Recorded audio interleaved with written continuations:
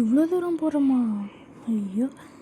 இன்றைக்கி காரைக்கால் பீச் தான் போகிறோம். ஸோ அதுக்காண்டி தான் வந்து 3 ஹார்ஸ் கிட்டத்தட்ட ஆகும்னு சொன்னாங்க. So get ready with me போட்டாச்சு. நெக்ஸ்ட்டு நாங்கள் காரைக்கால் போனோடனே மந்தி சாப்பிட போயிட்டோம். ராயல் மந்தி அப்படின்னு சொல்லிட்டு இருக்குதுன்னு சொல்லிட்டு போயாச்சு. அதில் பாயாசம், மைனஸ், இன்னும் 2 சட்னி மாதிரி நம்ம கொடுத்துருந்தாங்க. ஸோ க்ரீமி மைனஸ் வேணுமான்னு கேட்டாங்க. ஸோ ஓகேன்னு சொல்லியாச்சு. மேலே வந்து சிக்கன் மேலே சூப்பராக ஊற்றி கொடுத்துருந்தாங்க. அதுவுமே செம்ம டேஸ்ட்டாக இருந்துச்சு. சிக்கன் பீசஸ்லாம் ரொம்ப நல்லா இருந்துச்சு.